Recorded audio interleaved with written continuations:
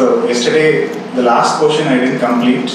Without that, the continuance will not be there. So I'll finish that and then we'll go to today's topic. So the OB framework and all we know. I'm not going to connect there, but still, yesterday we spoke about POs, PEOs, all those things, outcomes and all. So today we'll see how to write a course outcome. So the outcome of the session is how to write so the participants will be able to write a course outcome for their course that they teach. Okay, so we'll keep that in mind. So we know that OB is, when we design the curriculum design, it's a top-down approach. So yesterday we discussed from the vision, mission, the POs, what's the difference between objectives and outcome, what is the difference between POs and POs, on what basis the POs are written. And then we discussed about COs, on what basis the COs are written. But when you take about the assessment, it's always a bottom-up approach, and that also we covered last class. I mean, the COs are directly measured, POs are not measured. Attainment of COs indicates the attainment of POs. Okay, so that's what we discussed.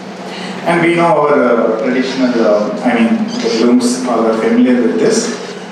Now the question is, why only Bloom's? Is there anything else? Okay, how many different domains are there in Bloom's? How many domains are there? 3 domains are there. Okay.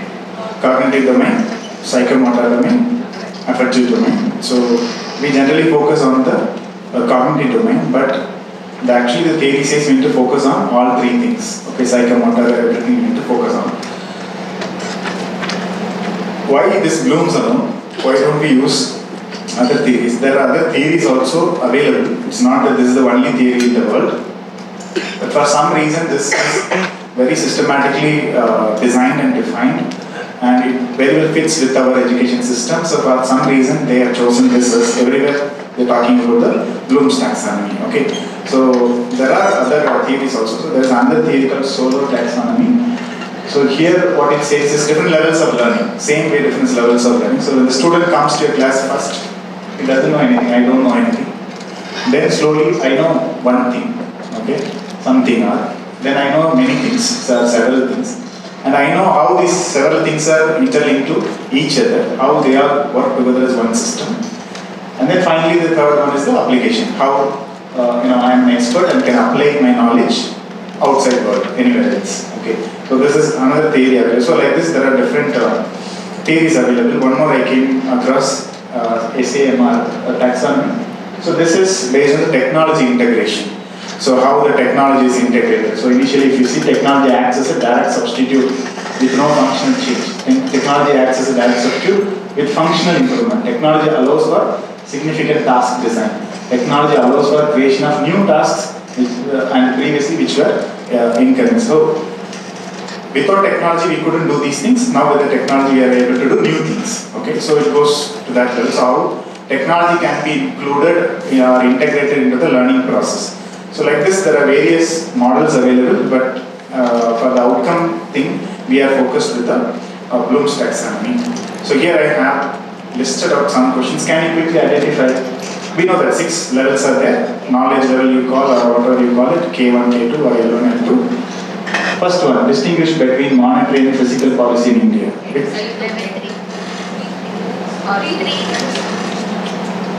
What is L3? What is L3? Applying, right? So here what? Are they applying anything? So it's at L2. Okay. Demonstrate entrepreneurial skills required in the modern business. Demonstrate. Okay, so this one, how do you measure this one? Whether my student is able to demonstrate entrepreneurial skill.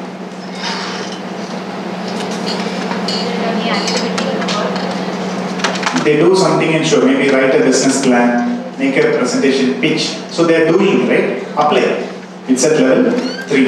Okay, then describe the evolution and development of banking in India. And to examine the role of entrepreneur in tourism sector.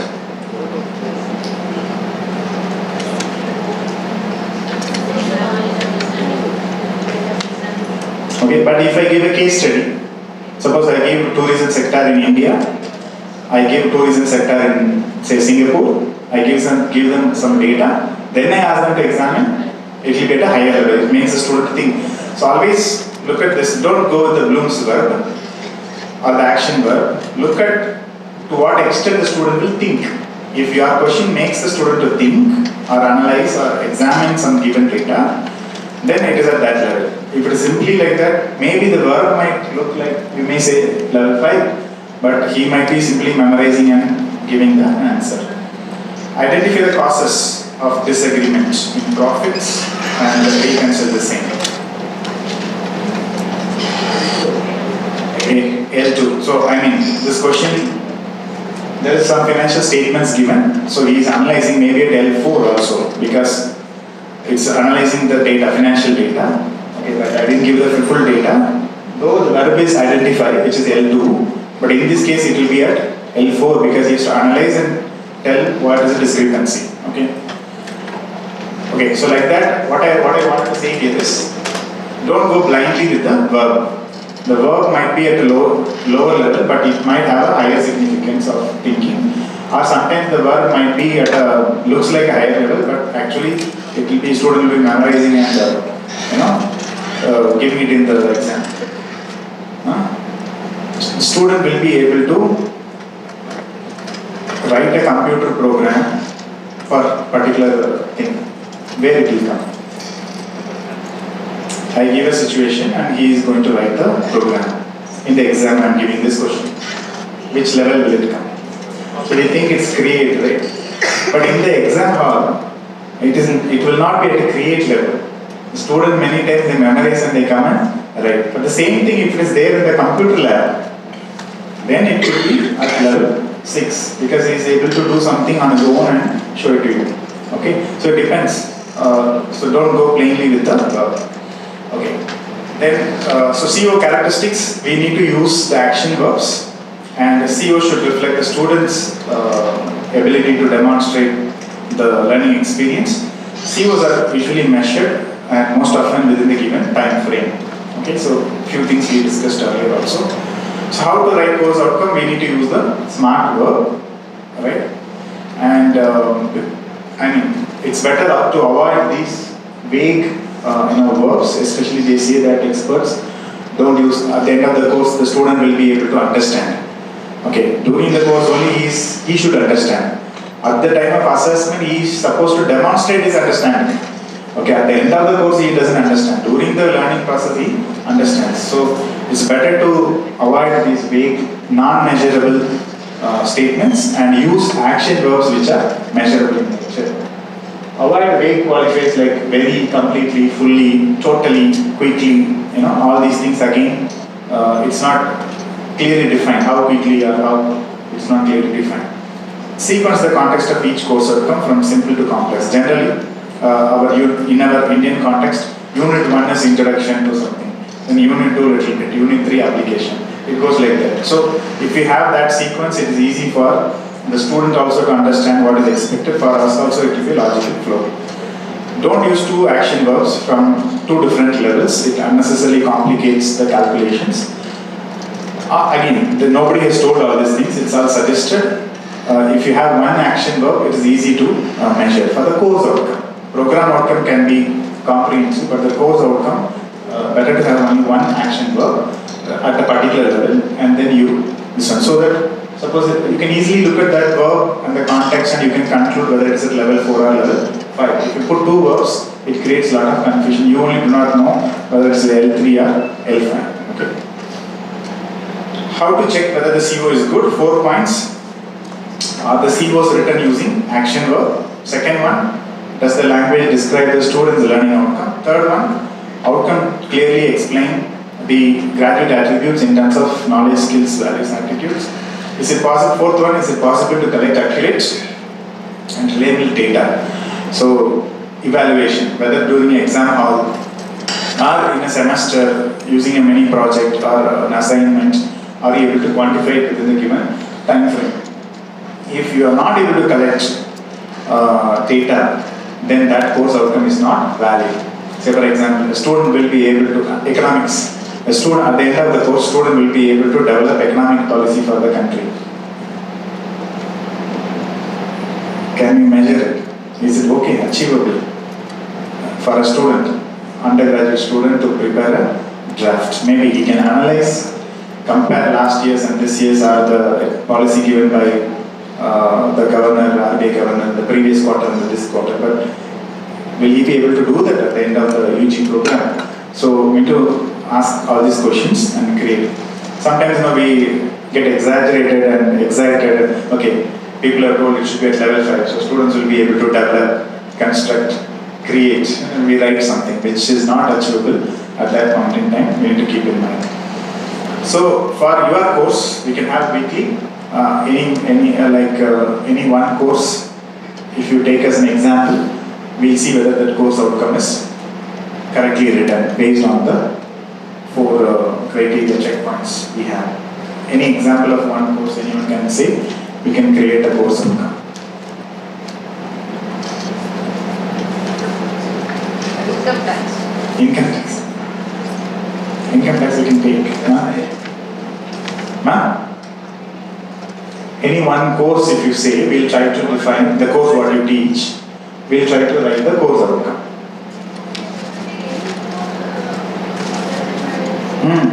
Whichever course you teach, because you are only going to give the input. I am going to just type it here. Okay, marketing will take. Marketing will take. Okay, marketing you want to take. Okay, now, so assuming marketing course for first year students now. First year students, so it has 5 units, 5 modules. Okay, so we'll take the first module. What are the contents there?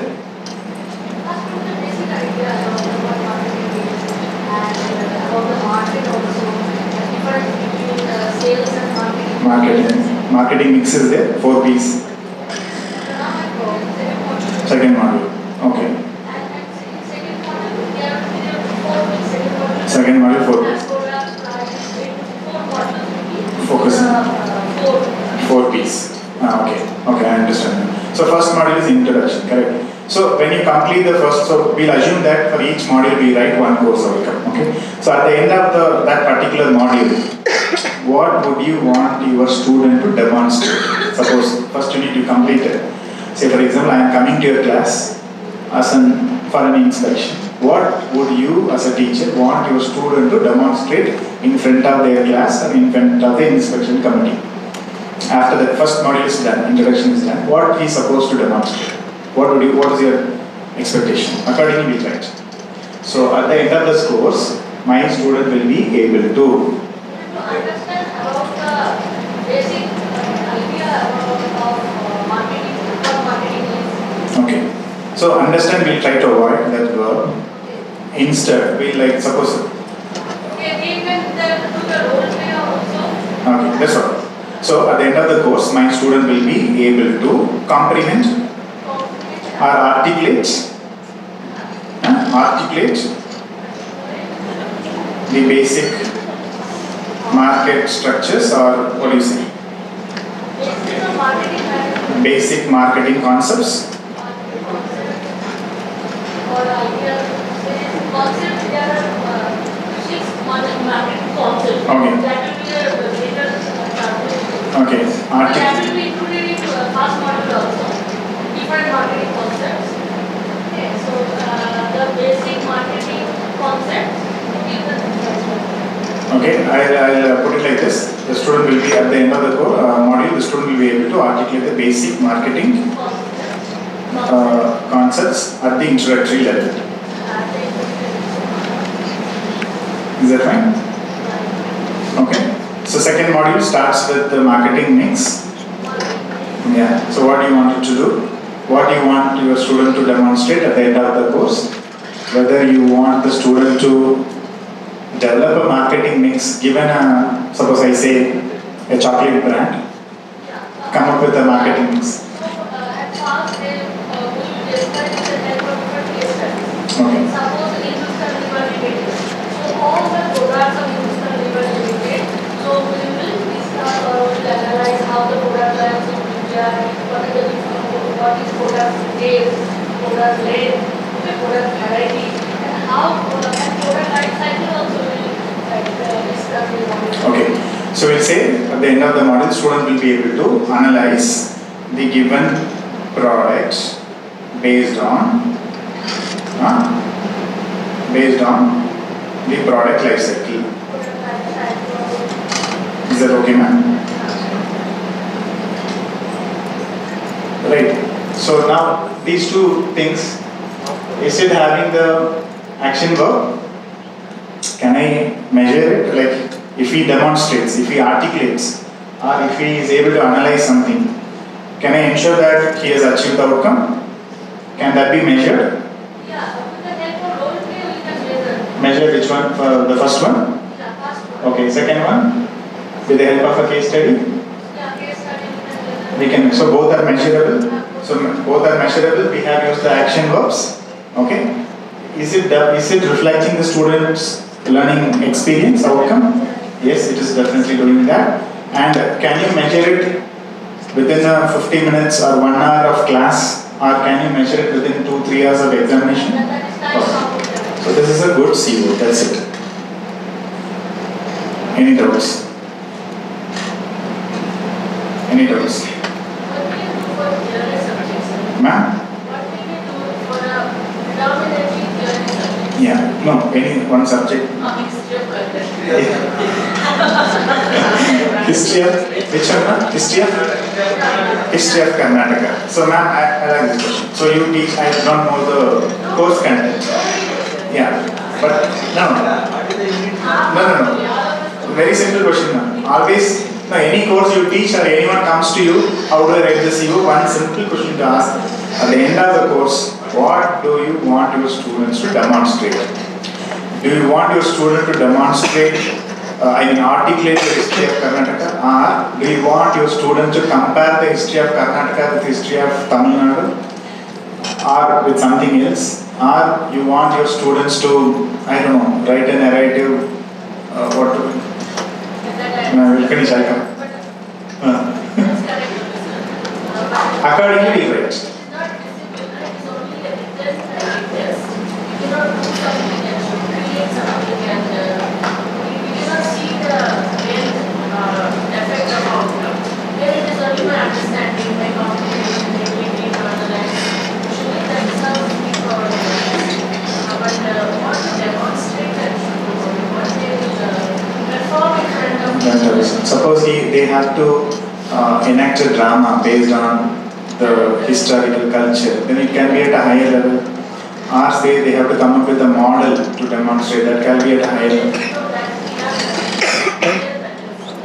And that's what. That should come in the outcome. If it comes in the outcome, you don't have to teach history. You give the material, ask them to go through it. Provide a model here based on that. That's it. Ma'am. No, I want to add their modern development like urbanization or cultural hybridization, how it has affected historical models. Outcome is understand the culture of the particular thing. So, yeah, instead of testing it through examination, can I? Outcome is making a model or vision. Yeah. No, the next. Appreciating the culture or defining the spirit of No, it's possible, ma'am. Provided if it is there in the affective domain. We are here talking about the cognitive domain. Appreciation comes in the affective domain of Bloom's this one. Say for example, English, even there, poetry writing as a creative thinking we can say. But sometimes the old, the prose, whatever they think, they say appreciate only. But when I looked at it, appreciate comes in the affective domain. They are able to appreciate others' contribution and then put my views and create something new. It goes like that. And that's right. It's up to us what you want your student to do. Okay. And in fact, my next PPT will show you that if you don't use these methods, you will go and teach with PPT, put the points, you will say, the student will also sit like that. Before the exam, they'll memorize, they'll write, they'll also forget. But if they demonstrate the culture here through a skit or through something, some model or things like that, they will also remember. In fact, they will also appreciate the culture. because you are involving that students in that learning process. You're not keeping them as passive learners, you're engaging them as active learners. That is the thing. So, more activity should be given. learning by doing. So that they learn Yeah. easily. Correct. No, thereby we also migrate from the lower order thinking skills to higher order thinking skills. Okay, now we'll quickly move on. And now another confusion always comes is, okay, I have written the COs, I know how to validate. And people ask, how do you map COs with POs? That's because we don't understand the POs, we are not able to map. So yesterday I told you, POs are written on the basis of graduate attributes. So first we need to have a PO graduate attribute mapping. So this table you need to have. Suppose say for example in my program I have 10 POs. Each PO is written on the basis of either one graduate attribute or group of graduate attributes. But we need to create this particular mapping table. Once this table is there, we know, say for example, communication skill is addressed in PO1, leadership team skills are addressed in say PO2, problem solving, analytical thinking skills, creative thinking skills are addressed in PO3. So we can map, if this table is clearly written, the CO to PO mapping will be easily done. Okay. Then what we create the skill identification matrix for my course. Through my course, what are the skills that can be inculcated in the students? So we'll take the same example of marketing man's course, marketing management. Okay, marketing management, what skills you would like to inculcate? So I have categorized the skills into discipline specific, conceptual knowledge, because concepts he is supposed to know. Discipline specific, procedural knowledge. Without the procedure, how will he apply that? Okay, he needs to know the procedures. Okay, then I have the generic skills, attribute 1, attribute 2. So for marketing course, what could be the first one? Discipline specific, conceptual knowledge. He learns the basic concepts like as you said, what is marketing, what is sales, what's the difference, and all those stuff. Procedural knowledge, he knows how to create the marketing mix or how to analyze the marketing mix or the product life cycle, right? So that's the procedural knowledge. Then generic attribute, how do I decide? Whether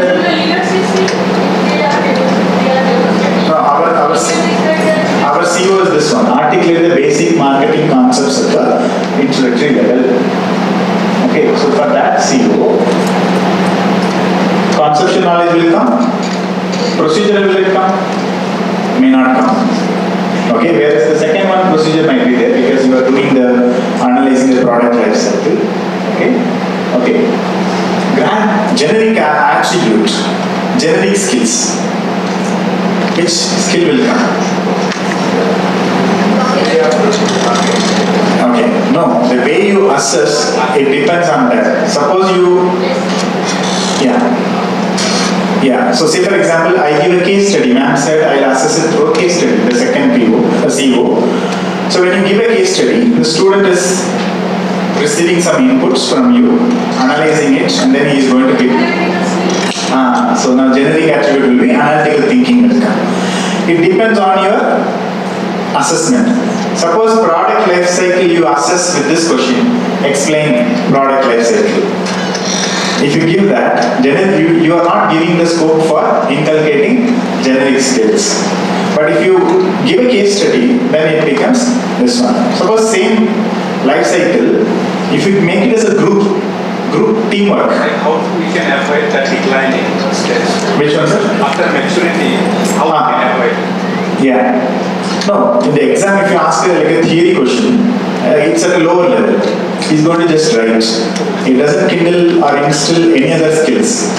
But if you give a case study in the same exam, you give more data and let him interpret the data, understand it, analyze it, and give his views. Then you are making the student to think more. So thereby our thinking, analytical skills are enhanced. The answer what you give and what I give will be totally different depending on my thinking level. So based on that we can do the assessment. So those are like that, we have to do the generic.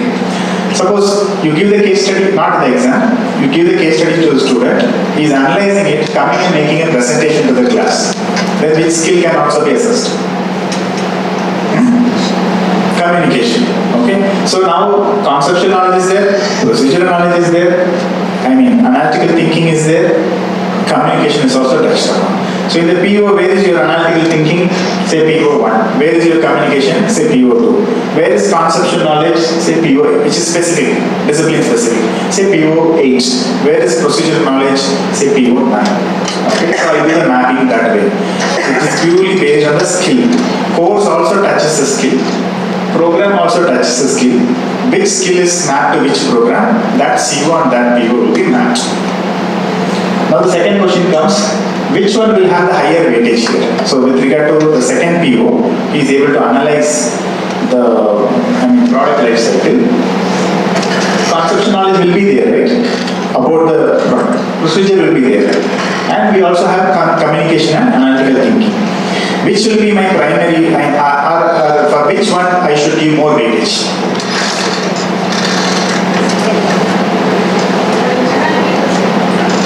Is my aim of my course, objective of the course, or outcome of the course is to instill analytical skill?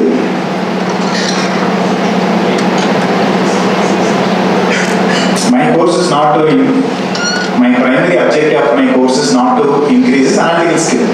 That will not have the primary weightage. Suppose if I take a session on critical thinking, creative thinking, that outcome will be critical thinking. I am not taking a course on critical or analytical thinking. My course is on marketing management. So which one will have more weightage? Conceptual knowledge or procedural knowledge? In this case, level 3, right, application. Procedural will have highest weightage. So there, every institution has their coding. Generally, we use 3-2-1-0. 3, whichever has the higher correlation, we give higher weightage 3. So in this case, discipline knowledge, procedural knowledge will have the highest weightage 3. Conceptual knowledge will have 2, and the other 2 may have 1 each. If you consider OP and employability, in that case we should give higher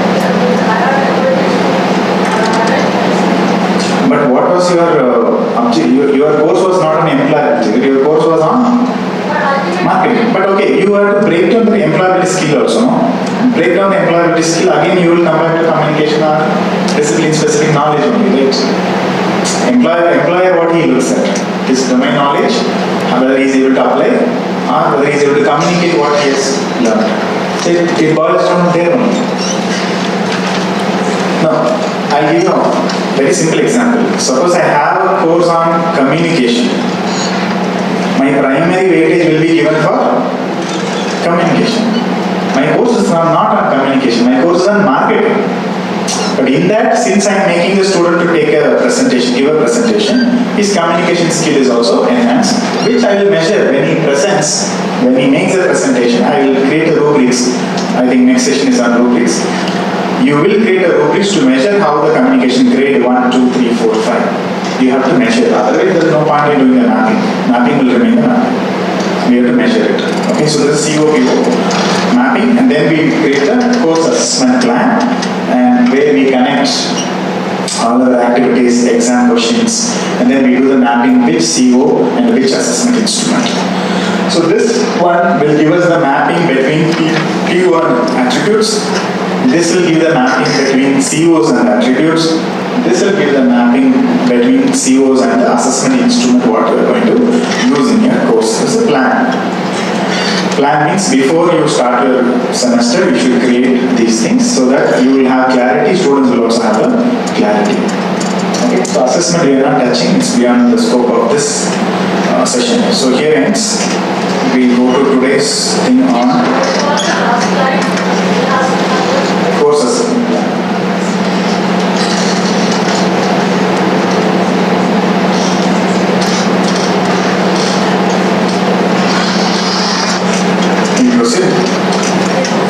No, it's simply a mapping between CLOs and the assessment instruments. CLO, course assessment plan.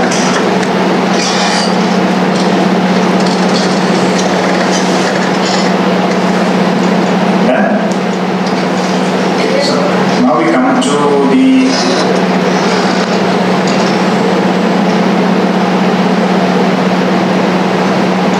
today's topic, innovative teaching learning. No, we framework. So OB has got three pillars: outcome-based curriculum, outcome-based pedagogy, and outcome-based assessment. So curriculum we saw on the pedagogy. Right. So we'll start with the question: how do you define a new generation learner? How are they different from us older generation learners? Technology, tech savvy. They are tech savvy. You know, our own kids, we can compare. They learn things faster. They want everything to fast. Ready-made. Shortcuts. They have multiple sources of information. They have access to multiple sources of information. Okay. They don't have patience. Attention is very limited. When we were a student, how was our attention? The class, our classmates, how was our attention? Okay, comparatively, we see that. Okay, then. So their ability to think is different. The way they think is different. Okay, they don't have fear. They take more risks. They won't follow the results. But sir, when we were young also, we would have taken risk. Sir, when we were young also, we would have taken risk. We wouldn't have bothered about.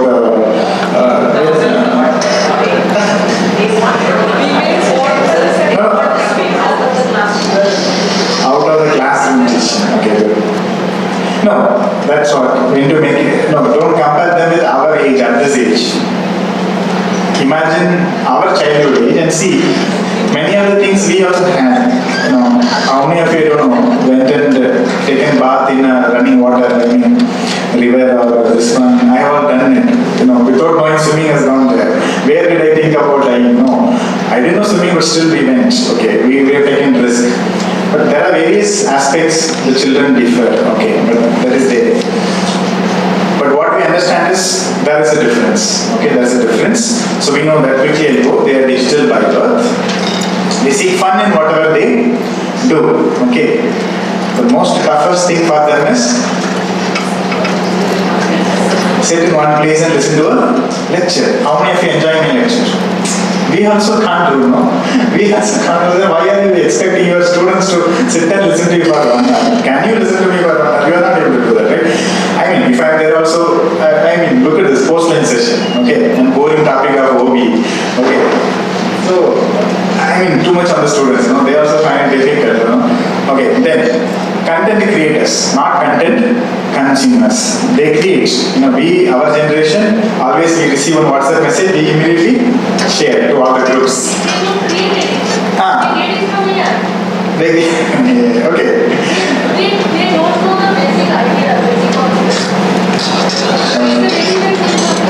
But when we ask, they will say, we don't know anything about technology. I know, we know AI, you do not know AI, correct? So we have to blame each other. We will see. Okay, then they value personalized learning. We had one too many, more than one too many, 1 to 1. You look at the online platforms. There is no teacher there, but online learning happens. They go and learn. And how customized, personalized messages they send, dashboards they show. Yesterday you were here, today you have gone here. Small children course, you see how beautifully, after they complete one, they split the entire thing into small milestones. Small milestones, they give one encouragement. Hey, very good, happy congratulations, you did a wonderful job. Okay, then I'll do the next one. Okay, so everywhere there is one thing. But in our classrooms, are we doing that? After you complete one module, come on guys, one module is over, let's celebrate. Okay, we don't do that, but they want. Okay, value personalized learning, theory classes boring, and engage well when involved in group maths outside the class. We witness that, right? Ready to take up challenge and prove themselves. Okay, ready to take up challenge and prove themselves. They expect immediate feedback, whether it is small or not. Don't expect your students to be great people, and then we know the Einstein story, right? Okay. Small things, let us appreciate, they value that. And how many of us had experienced that, ma'am, my first year you said that word changed my small appreciation. We would have ourselves had an experience. In fact, I also have my English teacher, I remember. She said one statement and that changed the way I looked at myself. Okay, it boosted a lot of confidence in me. So like that, everyone would have had experience, or you would have listened to your students telling that. Okay, so let us give immediate feedback. What's the difference between the way we were taught and the way the new gen students are being taught? Is that the same, or are we using different methods? The way my teacher taught me one concept or one theory or one equation, the same way, the same example am I using it, or am I giving something different, or am I using a different method? Think it over for yourself. Okay, what is their learning style? They use what learning style. What do you mean by what? Yes, sir. What learning? Visual. They are visual learners. Visual, auditory. Read, write, we are not eliminating. So don't think that, okay, I should not make them write or I should not. Read, write is there. But there are other more dimensions of learning. Visual, auditory. What is kinesthetic? Making them move around, making them do something. Okay, as ma'am was telling the culture, instead of giving them a PPT and read, let them do something as a group activity. Then you see the engagement level. Then they remember, right? How many of our students would say that, today I missed ma'am's session. I was not able to come to the lecture. How many? I missed sir's session. Dream. Okay, so when I was in my first job, I was a Standard Chartered bank. So the bank said that you should create raving fans. You should create raving fans for your customers. Means customers should come to the bank. Oh, Joseph sir is here. Let me not go to the competition. Let me stick here. Stick on to this bank. So they said create raving fans for the customers. Okay. So like that, can we we have student fans for us? Okay, I will not miss maths class or I will not miss science class. Like that, our classroom should be transformed. Okay, it will get transformed if you use all these things. Their engagement level will go up. Okay, but what we use is we use the traditional method, right? Very boring. Okay, if you would have seen this, so they need variety. We have Rangoli dosa, and now we have the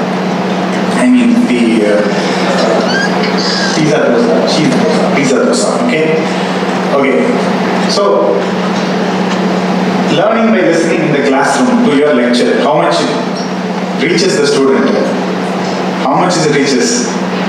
Only 12%. How much you spend overnight, you spend refer, you create PPT, put the source there, reference, everything. You come and teach, but how much is reaching there? Only 12%. Where the engagement is more? When you take them learning learning by doing demonstrations, let them do, involve them in the process. National Training Laboratories, Bethel, okay, so they gave this particular result from their study. They said that average retention rate, learning retention.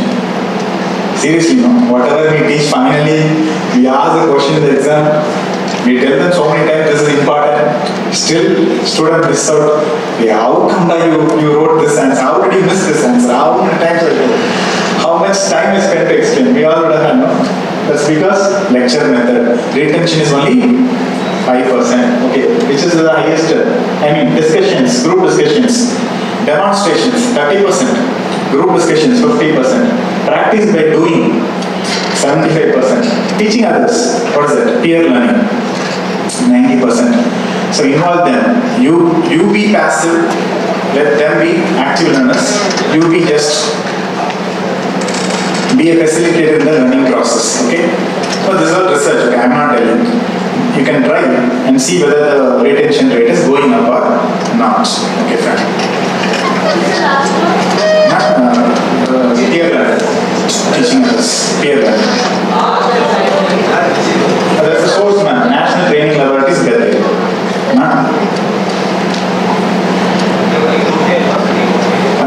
No, they have only 5%.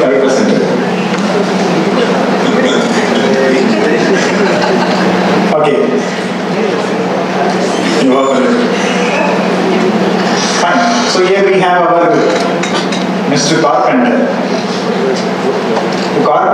carrying so many different tools. Why would he carry these many tools with him? Maybe it's not easy. Why don't he carry only the hacksaw blade for everything?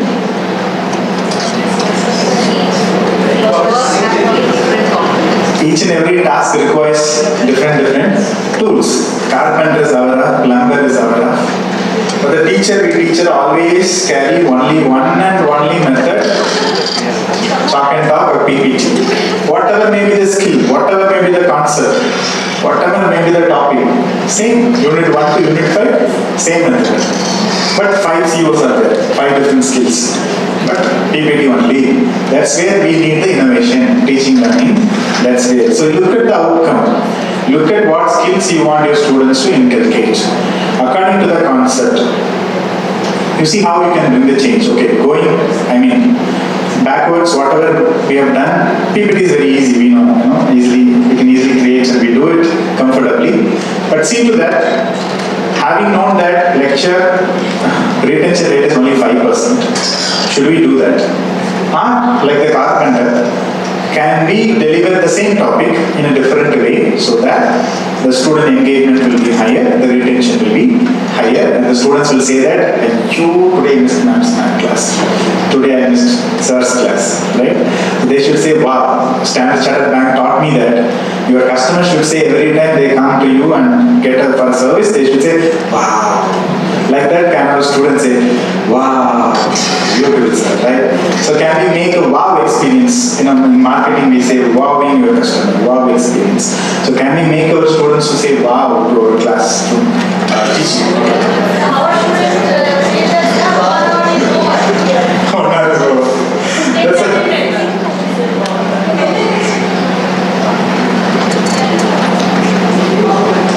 Yeah, that's why they are telling, always when I run this slide, this side of the presentation, teachers always invariably blame the students. They don't have attention span, they don't have interest, absenteeism, they feel bored always. All these things are usual things. But why is he bored? Now, if you ask him why are you bored, then he will tell. If you ask him why are you not interested in my class, then he will tell. Correct. We are only troubling him. That's why he is getting.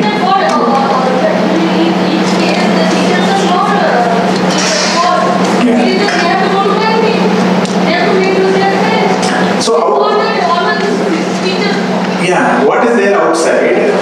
What is there outside is something missing inside the class. What is that missing? Enjoyment, celebration, togetherness. Bring it everything in the classroom. Student will come here. Don't bring the candy here. That's what I'm telling. That's what I'm telling. No, because yes sir. No, because he said this generation learns fast. They learn quickly, they grasp things quickly. No sir, let me finish. They should come from the top. We cannot change the That's what. the system should change. For example, Sir, assessment is next. Sir, I'll finish it with that, sir, I'll finish it with that. Don't go fast forward. No, I'll tell you. Sir, no, I'll tell you. In India, curriculum we innovate. Teaching learning also will innovate. Assessment same, examination. No, that is a systemic problem. Let us not go there. Okay. Now, within the boundaries, we are not running colleges. We are just teachers. As a teacher, what change I can bring? As a teacher, how can I change? What change I can bring in my students? That's what we limit to this one. System level Indian education system, everything has restriction, especially in assessment. Innovation is not happening. That is not our duty. The system should change. But time will come. If you look at the Western countries, everything has changed. It will come. But what we need to understand is, as a teacher, what changes I can change. That's why these programs. If I don't want to change, I keep blaming the students. We will go nowhere. Correct. So try this, change it, and see how is the engagement level. You advertise. See the people for movies, for how they are. You tell them tomorrow there's an exciting game here. All of you come. We'll have one group activities. That you advertise before you close today's session. You advertise. No, seriously.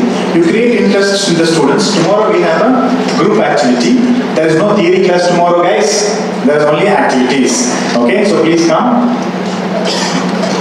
The winners, you announce a prize, or you maintain gamification. You maintain a leaderboard. You keep couple of activities. Sir, I am telling you, the learning happens through the activity itself. You don't have to teach it again. But in our traditional system, what we do is, teaching is one activity. I mean, the other activities you conduct in the classes, another activity. So, teaching only requires 40 hours. Activity another time, where will I get? No. Teaching only should be converted from lecture mode to activity. The learning automatically happens through the activity. So, the activity should be designed such a way that they will learn the concept. So, you assemble the team, you give the basic concepts, you take them through the activity. And then keep a scoreboard to give the gamification. It will happen. Okay, I mean, in our course, will all the topic will qualify for an activity? Will all the module can you engage? Carpenter. You cannot have activities for all the all the concepts. There will be some concept you have to use PPT, use PPT. You have to use lecture, use lecture. But there is a topic where you can do it differently, do it differently. That's what the thing. Don't use only the answer for everything. Use everything so that students' neck doesn't get cut. Don't use the answer. Okay, now I have 15 more minutes time. Now, what are the challenges a teachers face inside the classroom? What challenges we face? Ma'am said, attention span. Previously they use the mobile. That be on mobile. Everywhere is there. Parliament also they are telling they are using the phone. Everywhere. What? Even it is a disease. Right. Okay, forget about it. What is this? Goldfish, right? What is the attention span of goldfish? 15 seconds. Even a goldfish has got 9 seconds attention span. Human, forget about children or old people. Human being attention span in the year 2000 was 12 seconds. You know now how much is our attention span? Okay. How many of you use YouTube here and keep scrolling that this one? How many of you use? Everybody. How much time you watch one video and then you scroll? It depends, no? Average 3 to 4 seconds only view thing. Means every 4 seconds you are flipping to the next video. So your attention span has come down to 3.5 to 4 seconds. That's all. There should be more. Which one? More learning. Yeah. No, that's a big challenge. No, attention is less for our students. Attention means what is the thing? They are not able to concentrate, focus. Increased. No, now this is not only with the children. Even that is the disease of the mobile. That's created. Okay, fine. So what are the positives? The point I wanted to make is it's not only with students, it's with everyone. Everyone in the world who are taking a lecture, either to a teenager or to a youth or to a grown up, everyone has this problem. How to keep my audience in attention, that's a problem only. Okay, so don't feel everyone in the world has that problem. What are the positives and deficiencies in the present educational system? A recent survey shows 90% of the times our education system focus on what is the rote learning? Memorizing. Our students are good at rote learning. They don't value what teaching, learning, and man, notes. Where is the notes? Questions, important questions. Give the notes. Our teachers are also good at evaluating that. Look at this question paper. Very nice. How much time would the teacher require to create this question paper? Thank you. All one like define why, what, outline, infer, spell, describe, explain. So for teachers also, evaluating the rote learning is very easy. But these questions are called LOCQ, lower order cognitive questions, which are based on the lower levels of the Bloom's taxonomy, L1, L2. So for teachers are also comfortable. We keep on telling them that no, our students cannot answer these questions. Our students are not up to that level. If you ask beyond that, they will not be able to score. We only decide. And we keep on holding them in level 1 and level 2. This guy goes outside and he says, 3 years I wasted at this college. Whatever I learned, nothing is applicable. Why? Because he learned through. He forgot that he has learned. Outside he is going and telling that whatever I learned is not used anywhere. I don't see that. I wasted my 3 years in this place. Because he also, there's something called the rote learning loop. I'll show you. So rote learning epidemic is sweeping through Indian education system. Rote way, absence of critical thinking inside the brain of the student, inside the classroom critical thinking. Who are responsible? Rote learning and distraction of creativity. Who are responsible? Is modern education ending rote learning? Why we are talking about rote learning? If you don't stop rote learning, student will be into the rote learning loop. What is the loop? They prepare for exam, they learn, they write the exam, forget everything. Today one exam, tomorrow one exam, day after tomorrow give the same question paper of the previous exam, they are not able to answer. That's the retention level. It goes away. Then what is the use of our process of teaching? That is the question.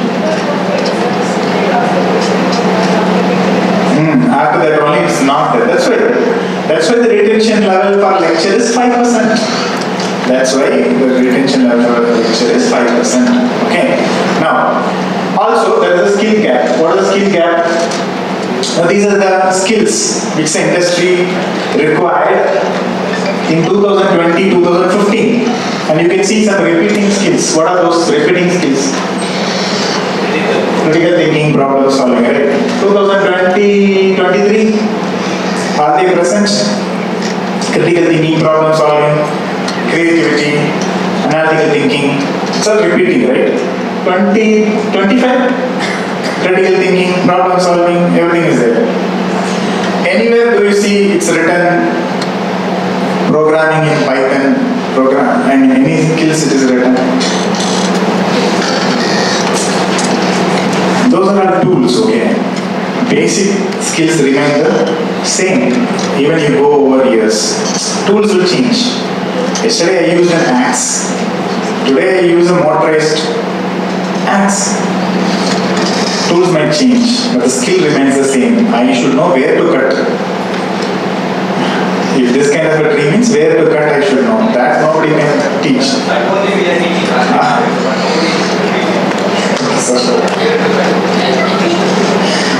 2030, digital literacy. Look at this. Augmented working. What do you mean by that? Augmented working skills. Able to work alongside AI. I know how to use AI. Will our students qualify here? Will our students qualify here? 100%. 100%. Will our teachers qualify here? 150%. Think it over.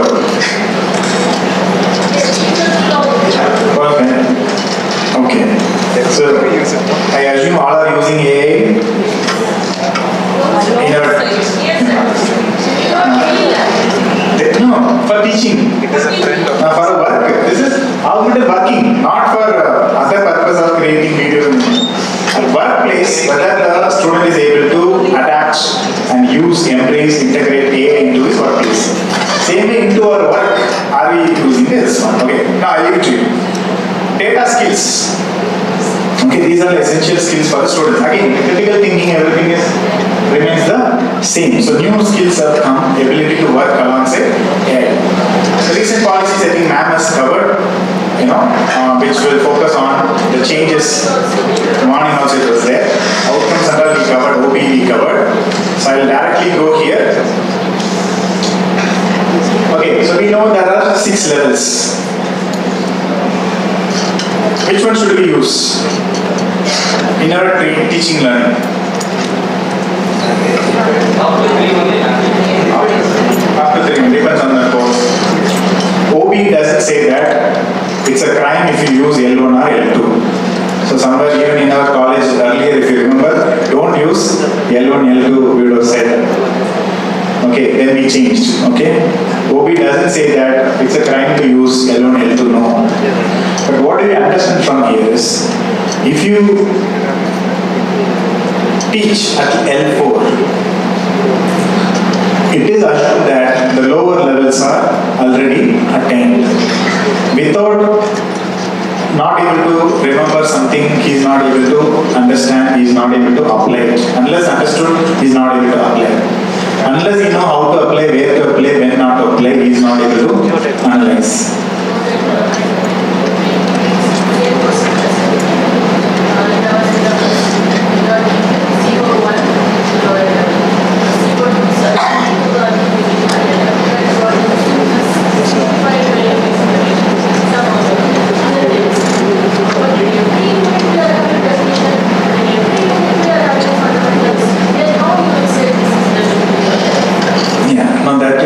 See, actually OB gives a lot of flexibility. We should not say that this unit should be from L1 or L2. We should leave it to the teacher. No, when we mention level 3, we can means it covers all the other levels also. And in the examination, we can ask in the lower level. We cannot ask the higher level. So suppose if CO is at level 3, the assumption is you would have taught that particular module at level 3. Having taught that module at level 3, I cannot ask a question at level 4 in the exam. That will be like this. I mean, college exam life, questions are all straightforward, define, explain. Real life, he doesn't even understand the question. So what will happen is, you teach at L2 with PPT or L1, you ask questions at L4, student will come and say that I didn't understand, it's out of syllabus. It's syllabus only, I didn't understand. Correct? It goes, that mismatch we should avoid. So, alignment is very important. What level I teach and what level I assess should be in alignment, they'll be able to do it. What are the principles of lending? Exam life, real life, assess 3 years balance sheet, and decide whether to give loan or not. This guy will come and say that what I learned and what I apply there is totally different. Because we didn't, that concept only, principles of lending, if you had told him how to apply to a case study, as somebody is earning this much of money, or show the P&L balance sheet and show the income expenses, and then you ask him to applying the principles, decide, well, if you have done that, he will not go outside and say that I wasted 3 years at this college. Okay, that's what I'm telling. So OB doesn't say that you have to, ignore L1, L2, but what OB says is, we need to migrate from L1 to higher level, lower order thinking skills to higher order thinking skills. It doesn't happen only in the exam. When we teach in the classroom only, we have to migrate to the higher order. Make the student to think. You don't talk. Make the student to think. In beautiful video, I keep telling this wherever I go. In US, a group of children like aged 7 years, 8 years old, they're having a class. You wouldn't believe if I say the topic of that class. Okay, they put one girl picture there. One girl is there with torn dress. It's not this one. The background place is very dry. The small girl is holding a pot in her head and she's walking in the dry land. So the picture was shown and then the teacher is telling, see children, this is our friend Lakshmi from India.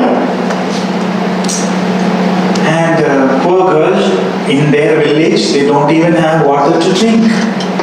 The students are saying, oh God, how much problem, they don't even have. What are you teaching the children there? What skills are you teaching the children there? That's what we don't understand. Skills and knowledge we don't understand. What skills are we giving the children? Putting themselves in other shoes. Empathy. I tell you what is the concept they are teaching to 7 or 8 year old children. The first step of that concept is empathizing the person. And then the case study goes. Every day morning, Lakshmi wakes up. She has to walk these many kilometers with that pot, go and fetch water. She has to walk back so many distance. She has to come back. Only then the entire family will get some water to drink. How many of you heard about the concept called design thinking?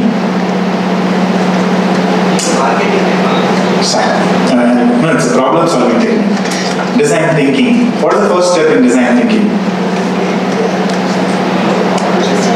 What is the first step in design thinking? Sir? Serving. Empathize. Empathize is the first. Empathize with the person who's having a problem. Then only ideation comes. First empathize. First empathize. This design thinking was taught to 7 years and 8 years old students in the form of only one picture. Only one picture. They were teaching design thinking. Children learned design thinking without knowing that they are learning design thinking. They empathized. They learned empathy without learning that, without being telling them that you are going to learn empathy. They learned empathy. Then the next task. Okay, so now what we are going to do is we are going to sit in groups and we are going to draw a picture and we are trying to picturize the house scene, how will be the state in the house, what will be the challenges in Lakshmi's house. They list, they draw. Okay, can you give some suggestions how this can be changed? How can you remove water scarcity in this village in India?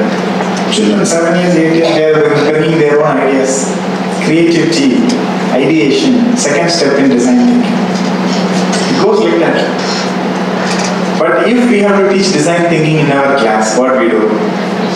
Definition.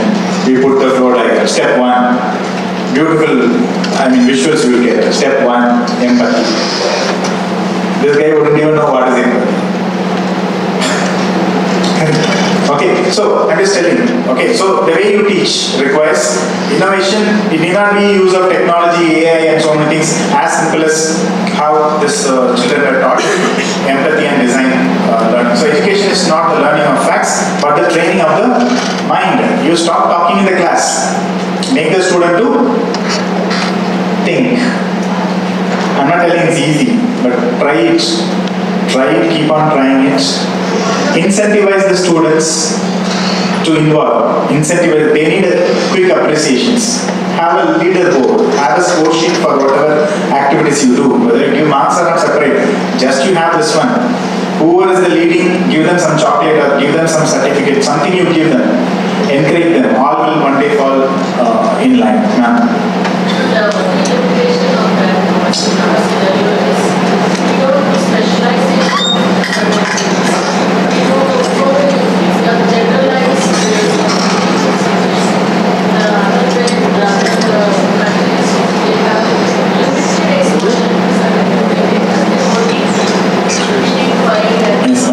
No, we have 5 modules in one course.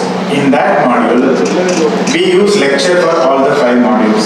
Can we bring a change? Wherever possible. I'm not telling that you avoid teaching and go for only this thing. Wherever possible, make them learn by doing.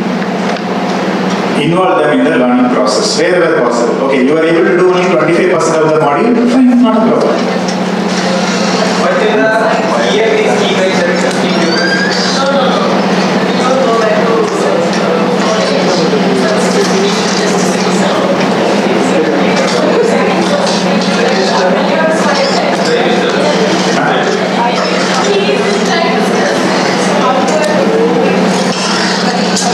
in quantum chemistry, one particular topic, you should only decide.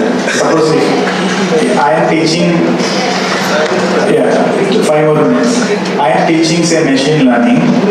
So there is a type of machine learning called supervised learning. I cannot go and ask economics sir, how do I teach supervised learning? You will not be able to tell. But you are the subject expert for your concept. How I can make this concept interesting, or how can I deliver this concept on application basis rather than giving the theory, so that the student is able to understand in what context what I learn is applicable.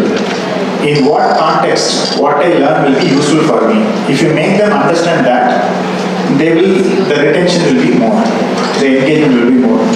Most of our teaching is, we directly go with the PPT, we go with the definition, we start. We don't connect the concept with the context. Okay, so that we miss.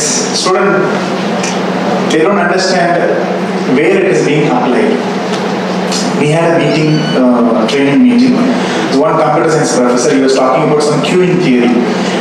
Maybe they learned it in data structure somewhere, I don't know. So they were talking about this one. And suddenly the resource person asked, can this theory be applied on real life? Queuing theory, when they do the computer programming sequencing, after this you do this, I think so. But the question is, can this be applied to real life scenario? The resource person asked. The person said that, sir, suddenly it clicked. He said, experienced our own faculty. He said, sir, I have never thought like this, but since you raised this point, I realized that this principle can be applied for people who are waiting in the queue for MRI scan. This can be applied. Do you teach that way in the class? I don't teach. Now look at that, in a computer program you teach the queuing theory or sequence, whatever you call it. It is not, the student is not able to visualize, but you put the context. This is how the computer also does. That's so easy for me to think and understand. And I feel that, okay, what I learn is being used somewhere. Okay, so that's very important in our teaching learning. So don't think that innovative means totally changing everything overnight. It's as simple as that. Okay, what changes we require? Curriculum we have done already. Pedagogy, assessment we are not doing it, we have constraints. Who can do the change? Who can bring the change in pedagogy? We teachers only. So reach before you teach. First reach to your student, understand their level, where are they? And then according to that you teach. A good teacher can inspire hope, ignite the imagination, instill a love of learning. Before you teach, create interest in the students. How can you create interest in the students? Connect the concept with the real life context. They don't see the application. So connect the concept with the real time context and create curiosity among the new gen learners. Create small advertisement. Tell them that tomorrow we are going to learn this particular topic before you end up the course. Create interest, create curiosity. Education is the most powerful weapon we can use to change the world. And who are using that weapon? We are only using it. Ensure that we sharpen it and we use it wisely. A good education can change anything, but only a good teacher can change. Agree or not? If you agree, first we change, then we bring a change. Thank you.